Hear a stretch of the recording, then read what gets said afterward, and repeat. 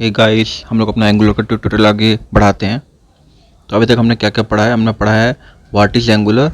उसके बाद फिर हमने पढ़ा है एंगुलर का इंस्टॉलेशन कैसे करेंगे। ठीक है। उसके बाद जब भी हम कोई प्रोजेक्ट बनाते हैं तो उस प्रोजेक्ट का फोल्डर स्ट्रक्चर के बारे में हमने जाना है। ठीक है। तो फोल्डर स्ट्रक्चर इन एंगुलर हमने पढ़ा है। उसके बाद मोस्ट इंपॉर्टेंट एक इंटरव्यू क्वेश्चन आता है, जो आता है पैकेज डॉट जेसन और पैकेज लॉग डॉट जेसन, इन दोनों के बीच में डिफरेंस। ठीक है। और उसके बाद हल्का फुल्का फोल्डर स्ट्रक्चर, मतलब कैसे एंगुलर का रन होता है। और आज हम पढ़ने जा रहे हैं बूटस्ट्रैप इन एंगुलर। एक्चुअली बूटस्ट्रैप ये डिजाइनिंग वाला बूटस्ट्रैप नहीं है, बूटस्ट्रैपिंग कह सकते हैं कि कैसे कैसे फ्लो है, मतलब कैसे कैसे कौन कौन से पेज कॉल होते हैं, इसको हम बूटस्ट्रैपिंग इन एंगुलर बोलते हैं। अगर आपने हमारा ये पुराने वीडियोज़ नहीं देखे हैं तो आप हमारे इस वाले चैनल पर चले जाइए, जिसका नाम है लर्न कोड विद अकी। आपको दिख रहा होगा। यहाँ पे हम बहुत ही सिंपल, बहुत ईजी लैंग्वेज में एंगुलर के कोड्स लेके आते हैं। तो आप यहाँ पे जाके हमारे चैनल को लाइक कीजिए, सब्सक्राइब कीजिए, शेयर कीजिए। तो चलिए शुरू करते हैं।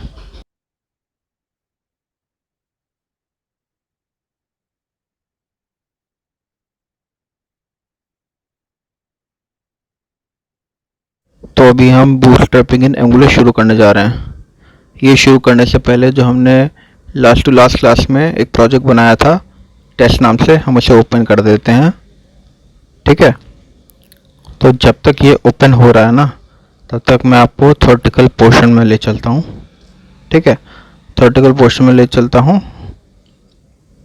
ठीक है। तो ये मैंने कुछ नोट्स बना रखे हैं आप लोग को, ताकि आसानी से समझ में आए। ठीक है। एकदम शॉर्ट वे में नोट्स बना रखा है, आपको आसानी से समझ में आएगा। मैं क्या करता हूँ, इसमें थोड़ा सा ऐड ऑन कर देता हूँ। ये सपोज कीजिए आप हैं। ठीक है। और आपने जो है एक वेबसाइट कॉल की है। ठीक है। कॉल किया मतलब www.something.com आपने कॉल किया है। और ये जो वेबसाइट है एंगुलर में बना हुआ है, मैंने यहाँ पे शॉर्टकट में ANG लिख रहा हूँ। ठीक है। और आपने इसे कॉल किया। तो कॉल करने के बाद सबसे पहले क्या होगा। ठीक है। तो सबसे पहले क्या होगा कि सबसे पहले आपका node.js का सर्वर लोड होगा। सबसे पहले node.js का सर्वर लोड होगा। ये कब लोड होगा? फर्स्ट टाइम पे लोड होगा, याद रखिएगा। सेकंड टाइम पे नहीं होगा, फर्स्ट टाइम पे। हर बार जब पहली बार वेबसाइट रन हो रही होगी ना, उस टाइम पे लोड होगा। ठीक है। और साथ के साथ आपको बंडलिंग और मिनिफिकेशन होगा। बंडलिंग मैंने आपको बताया था कि बंडलिंग में क्या होता है कि सारे के सारे स्क्रिप्ट फाइल को एक साथ लोड कर देता है, और सारे सारे स्टाइल शीट को भी एक साथ लोड कर देता है। मिनिफिकेशन में एक्स्ट्रा स्पेसेस को रिमूव कर देता है, लॉन्ग नेम को शॉर्ट कर देता है। अगर आपको इसके बारे में और डिटेल में जानना है तो प्लीज़ मुझे बताइए, मैं आपको और डिटेल में बता दूंगा। एक और वीडियो अपलोड कर दूंगा इसके रिगार्डिंग। ठीक है। तो जैसे मैंने बताया, सबसे पहले node.js का सर्वर लोड होता है। उसके बाद क्या होता है कि आपकी main.ts फाइल, याद रखिएगा, main.ts फाइल से एग्जीक्यूशन स्टार्ट होता है। जिस तरह अदर प्रोग्रामिंग लैंग्वेजेस होती है ना हमारी, जैसे C# हो गया, जावा हो गया, इन सब में क्या होता है कि हमारा एग्जीक्यूशन कहाँ से स्टार्ट होता है? main.ts से स्टार्ट होता है। वैसे यहाँ पे भी main.ts से ही स्टार्ट होता है। ठीक है। उसके बाद क्या होता है कि इसमें ये सर्च करेगा कि हमारा मॉड्यूल नेम क्या है। मॉड्यूल नेम किस में सर्च करेगा? बूटस्ट्रैप मॉड्यूल के अंदर सर्च करेगा। जैसे कि मैं आपको वेबसाइट ले आकर दिखा रहा हूँ। एक सेकंड, इसको मैं थोड़ा बड़ा कर देता हूँ ताकि क्लियरली दिखे। अब ये ज़्यादा खिंचपिच हो गया, मुझे इसको क्लीन करना पड़ेगा। एक सेकंड, इसको स्क्रीन को क्लीन कर देता हूँ। अब हम जाते हैं अपने main.ts फाइल में। ये वही प्रोजेक्ट हमने लास्ट टाइम में बनाया था, कुछ भी एड ऑन नहीं है इसमें। ठीक है। तो क्या होगा, जब ये main.ts फाइल एग्जीक्यूट होगा ना, इसमें ये बूटस्ट्रैप मॉड्यूल में जाएगा और इसके अंदर सर्च करेगा मॉड्यूल का नेम क्या है। तो इस वक्त हमारे मॉड्यूल का क्या नाम है? ऐप मॉड्यूल नाम से है। और ऊपर इंपोर्ट में देखिए, इस ऐप मॉड्यूल का हमने पाथ दे रखा है ऐप के अंदर app.module। तो ऐप फोल्डर के अंदर app.module क्या है हमारा? App module file. ठीक है। तो अब हमारा क्या होगा कि ये app module file execution start करेगा। ठीक है। अब app.module.ts फाइल हमारा एग्जीक्यूशन स्टार्ट हो गया। अब ये स्टार्ट होने के बाद क्या होगा, जब ये एग्जीक्यूशन हो रहा होगा इसका, तो ये हमारा कंपोनेंट सर्च करेगा। कंपोनेंट सर्च करेगा किसमें? बूटस्ट्रैप में। जैसे मैं अब जाता हूँ ऐप मॉड्यूल.ts में, इसके अंदर ये देखिए नीचे, सबसे नीचे लाइन नंबर 14 में बूटस्ट्रैप हो रहा है। बूटस्ट्रैप में कंपोनेंट का नाम दे रखा है ऐप कंपोनेंट। ठीक है। तो ऐप कंपोनेंट का पाथ दे रखा है उन्होंने सेम फोल्डर में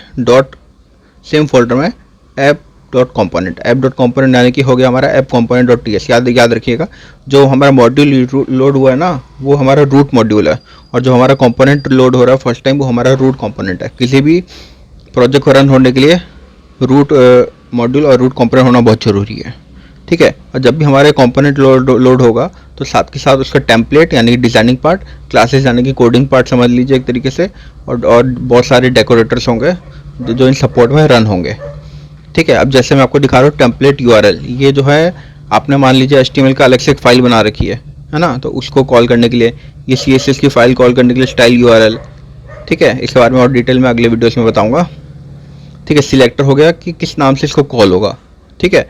जब भी हमारा कंपोनेंट टेम्पलेट और स्टाइल शीट के को यूज़ करके जब चीज़ों को रन करता है ना, तो हमारा जो मेन आउटपुट आता है ना वो इंडेक्स डॉट एचटीएमएल में लोड होता है इस सिलेक्टर की हेल्प से, ठीक है। जैसे कि ये इंडेक्स में मैंने आपको दिखा रखा है ऐप रूट ये क्या है, ये वही सिलेक्टर ऐप कंपोनेंट का सिलेक्टर का नाम है, ठीक है। तो ये मैंने आपको बताया लास्ट में ये लोड होता है template in index dot H T M L, ठीक है। तो पहले मेन डॉट टी एस चलेगा, उसमें वो मॉड्यूल को सर्च करेगा, मॉड्यूल का नाम उसको मिला ऐप मॉड्यूल से वो ऐप मॉड्यूल को रन करेगा, उसके अंदर वो कंपोनेंट को सर्च करेगा, कंपोनेंट का नाम है app dot component dot T S, फिर कंपोनेंट रन होगा, कंपोनेंट के अंदर वो टेम्पलेट और क्लास डेकोरेटर्स को यूज़ करके आउटपुट हमारा लोड करेगा, किसमें index dot H T M L में लोड करेगा। तो ये है हमारा फ्लो, ठीक है। याद रखिए पहले नोड.js लोड होगा, फिर main dot T S execution start होगा, इसके अंदर बूटस्ट्रैपिंग होगा जो कि वो रन सर्च करेगा आपको मॉड्यूल फाइल फाइल का नेम क्या है app dot module dot T S, फिर app dot module dot T S जब एग्जीक्यूशन स्टार्ट होगा तो वो कंपोनेंट फाइल को सर्च करेगा, कंपोनेंट फाइल का जो है हमारा नाम क्या है app dot component dot T S. जब component dot T S file जब एग्जीक्यूशन स्टार्ट होगा तो वो टेम्पलेट और क्लासेस को यूज़ करके जो हमारा जो आउटपुट आ रहा होगा उस आउटपुट को कहाँ लोड करेगा, वो लोड करेगा index dot H T M L में लोड करेगा, ठीक है। कहाँ लोड करेगा, index dot H T M L में आउटपुट आएगा, ठीक है। तो ये हमारा फ्लो था। आई होप आपको समझ में आया होगा, नहीं आया होगा तो प्लीज़ आप मुझे कमेंट करके बताएं, मैं इसको और क्लियरली आपको एक्सप्लेन करूँगा या आपके डाउट्स को क्लियर करूँगा, ठीक है।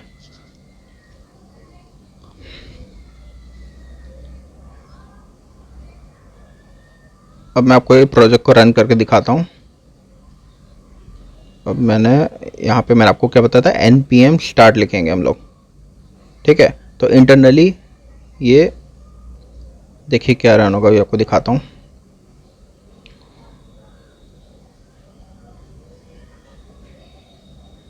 ये देखिए इंटरनली ये ng serve -o, ठीक है। तो मैंने आपको क्या बताया था, जब ये फर्स्ट टाइम लोड होता है ना तो Node.js का सर्वर लोड होगा, ठीक है। तो इंटरनली ये क्यों फर्स्ट टाइम रन हो रहा है इसलिए इंटरनली Node.js का सर्वर लोड हो रहा है यहाँ पे, ठीक है। तो बिहाइंड द सीन क्या हो रहा होगा, बंडलिंग और मिनिफिकेशन होगा, ठीक है। उसका भी मैं आपको प्रूफ दिखा देता हूँ, एक सेकंड। कभी कभी ये depending on system to system कभी फास्ट चलता है कभी स्लो चलता है, और फर्स्ट टाइम भी हमेशा स्लो ही चलेगा। ये देखिए यहाँ पे बंडल, यहाँ पर कहा है ना जनरेटिंग ब्राउजर एप्लीकेशन बंडल, वो बैकग्राउंड में आपको बंडलिंग और मिनिफिकेशन हो रहा है, ठीक है। अब ये थोड़ा सा फर्स्ट टाइम में थोड़ा सा टाइम लेता है ये, ठीक है, क्योंकि बैकग्राउंड में बंडलिंग और मिनिफिकेशन हो रहा होता है ना इसलिए। ये देखिए हमारा लोड हो गया, ठीक है। अब देखिए कितना बढ़िया आउटपुट आया, ठीक है। अभी आउटपुट कहाँ से आ रहा है, जैसा कि मैंने आपको बताया था कंपोनेंट के अंदर टेम्पलेट्स वगैरह होते हैं, ठीक है। मैं आपको दिखाता हूँ, हमने एक कंपोनेंट खोला, ठीक है, मेन डॉट टी एस, एक मिनट इसको मैंने बंद कर देता हूँ,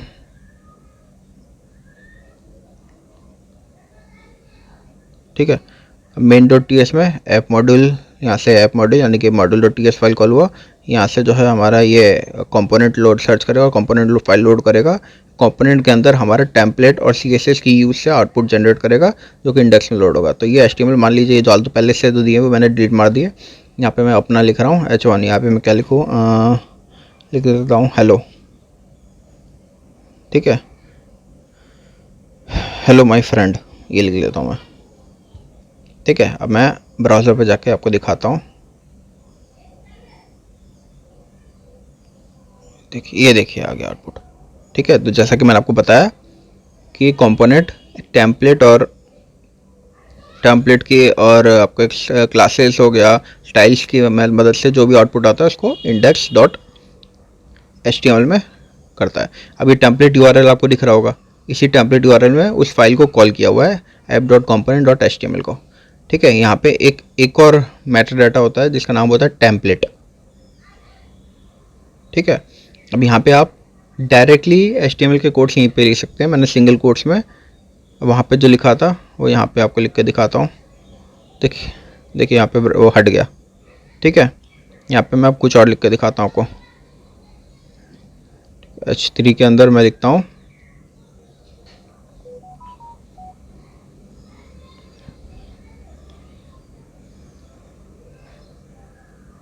क्या लिखूँ, मैं कुछ भी लिख देता हूँ, ठीक है। ये देखिए, ठीक है। एक चीज़ और, अगर आप इसको मल्टीपल लाइन में लिखना चाहते हैं ना, सपोज कीजिए कि आपको ये 3-4 लाइन का HTML का पेज आपको यहाँ पे लिखे हैं, ठीक है। तो हम नीचे जाएंगे तो यहाँ पे एरर आएगी। तो इसके लिए आपको क्या करना होता है, जो हमारा सिंगल कोट्स की जगह आपको एक ये वाला निशान लगाना होता है, जो हमारा टिल्ट के नीचे, जो टिल्ट वाले बटन के नीचे जो एक और होता है ना टेढ़ा वाला,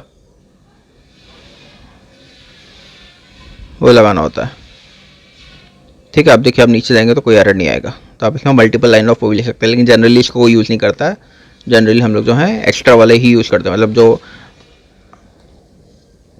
अब देखिए सेम हमारा स्टाइल यूआरएल का है। स्टाइल यूआरएल में भी ये देखिए ये एरे फॉर्म में, यानी कि मल्टीपल स्टाइल्स आप यहाँ पे ले सकते हैं, ठीक है। कॉमा कॉमा दे दे के यहाँ पे एक स्टाइल भी आता है। स्टाइल में आप एक स्टाइल यूआरएल हो गया जहाँ पे हमने पेज को कॉल कर रखा है, ये हमारा स्टाइल है जहाँ पे हम यहाँ पे डायरेक्टली यहाँ पे भी हम लोग लिख सकते हैं स्टाइल्स बिना पेज को कॉल किए, इस तरीके से, ठीक है। जनरली हम इसको भी यूज़ नहीं करते हैं, हम क्या करते हैं एक्सटर्नल फाइल को यूज़ करते हैं जिससे हमारा क्लियरिटी हो, मतलब टेस्टिंग में और कोड ढूंढने में आसानी हो, कहीं पे कुछ एरर आ रहा हो, ठीक है ना। तो मैं वापस जो था वही ले आता हूँ,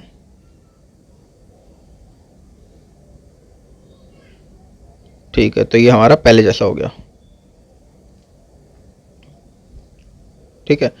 अब जो है एक ये मैंने आपको बता दिया है, ठीक है, बूटस्ट्रैपिंग इन एंगुलर। अब एक छोटा सा क्वेश्चन बनता है इसमें कि is it possible to start Angular in any other application. मतलब आप ये जो ऐप डॉट मॉड्यूल है, ऐप डॉट कॉम्पोनेंट से अलावा किसी और नाम से भी आप कॉल कर सकते हैं, क्यों नहीं कर सकते, बिल्कुल कर सकते हैं।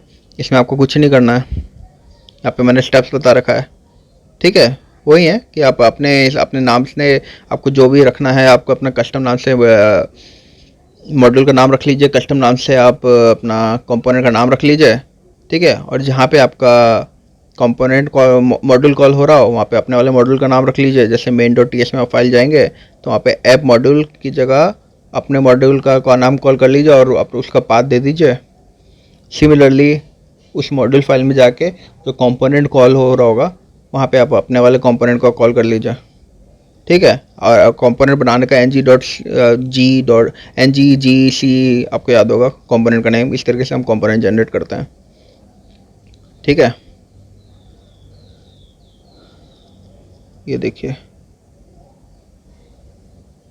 यहाँ पे अपने सिलेक्टर अपने हिसाब से दे दीजिए, आप किस नाम से सिलेक्टर है, कुछ भी हो सकता है, लेकिन जनरली ऐसे ही दिया जाता है ऐप हाइफन और आपका तो कुछ भी नाम आप दे सकते हैं, ठीक है।